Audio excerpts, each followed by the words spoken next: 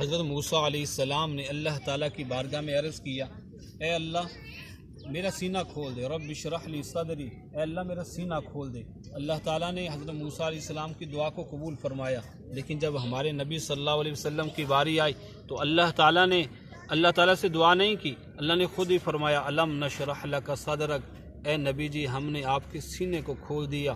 حضرت ابراہیم علیہ السلام نے اللہ تعالیٰ کی بارگاہ میں دعا کی، رب اجعل لی لسان صدق فی الآخرین، اے میرے رب میرا ذکر بلند کر دے، میرا ذکر رہتی دنیا تک باقی رکھ۔ اللہ تعالیٰ نے حضرت ابراہیم علیہ السلام کی دعا کو قبول فرمایا، لیکن جب ہمارے نبی کی باری آئی تو اللہ تعالیٰ سے عرض نہیں کیا، اللہ تعالیٰ نے خود ہی فرمایا ورفعنا لک ذکرک، اے نبی جی ہمیں آپ کے ذکر کو بلند کر دیا۔ کافروں نے کہا کہ اس نبی سے اس کا رب ناراض ہو گیا۔ اللہ تعالیٰ نے قرآن پاک نازل فرمایا والضحیٰ واللیل اذا سجا ما ودعک ربک وما قلی، کیسے ہو سکتا ہے آپ کا رب آپ سے ناراض کیسے ہو سکتا ہے؟ نہ آپ کے رب نے آپ کو چھوڑا نہ آپ سے ناراض ہوا، ایسا نہیں ہو سکتا۔ کافروں نے کہا یہ رسول نہیں۔ اللہ تعالیٰ نے فرمایا یاسین والقرآن الحکیم انک لمن المرسلین، اللہ فرماتا ہے کہ بے شک آپ رسولوں میں سے ہیں۔ کافروں نے کہا یہ تو مجنون ہے۔ اللہ نے فرمایا نون والقلم وما یسطرون ما انت بنعمت ربک بمجنون وان لک لاجرا غیر ممنون، یہ کیسے ہو سکتا ہے؟ یہ کہتے ہیں مجنون ہے۔ آپ تو اخلاق کے اعلیٰ پیمانے پر قائم ہیں، آپ اخلاق کی بلندی کے اوپر قائم ہیں۔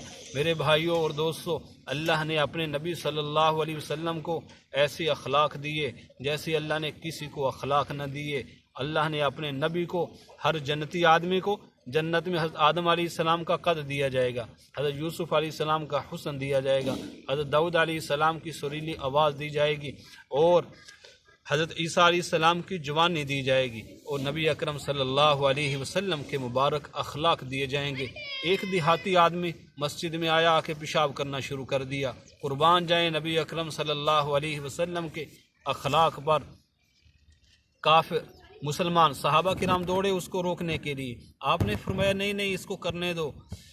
اس کے بعد آپ نے فرمایا ایک پانی کا ڈول بہا دو، ایک پانی کا ڈول ڈال دیا اور پیشاب مسجد پاک ہو گئی، صاف ہو گئی۔ اس پر اس کا اثر ایسا ہوا کہ وہ اپنی قوم کے پاس واپس گیا اور جا کر کہنے لگا اے میری قوم، میں نے ایسی حرکت کی لیکن نہ انہوں نے مجھے مارا، نہ ڈانٹا، نہ ڈپٹا۔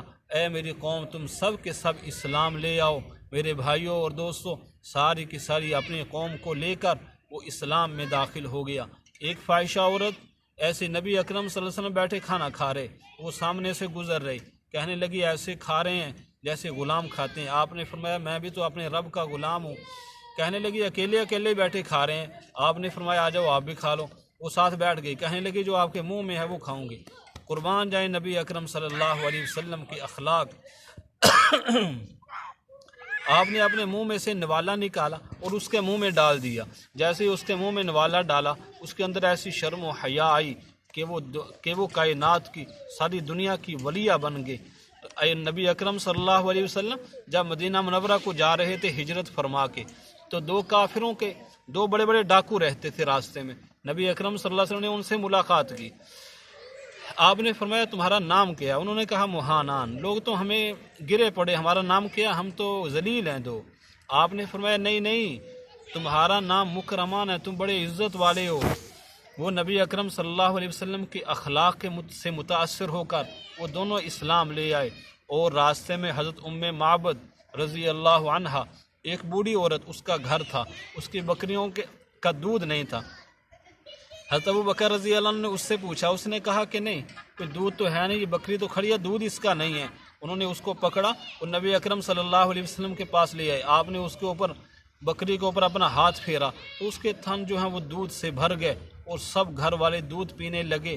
اب ہمارے نبی صلی اللہ علیہ وسلم کو اللہ نے ایسے اخلاق دیے تھے، ایسے اعمال دیے تھے کہ آپ کے ہاتھ میں اللہ نے برکت ہی برکت رکھی تھی۔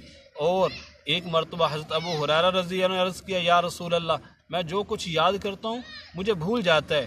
آپ نے فرمایا اپنی چادر بچھاؤ۔ حضرت ابو ہریرہ رضی اللہ عنہ نے چادر پھیلائی، آپ نے دونوں ہاتھوں سے اس میں کوئی اشارہ کیا، اس کے بعد فرمایا اس کو ملا لو۔ انہوں نے اٹھا کر اپنے سینے سے ملا لی۔ حضرت ابو ہریرہ فرماتے ہیں کہ اس دن کے بعد جو بھی میں سنتا تھا مجھے بھولتا نہیں تھا. حضرت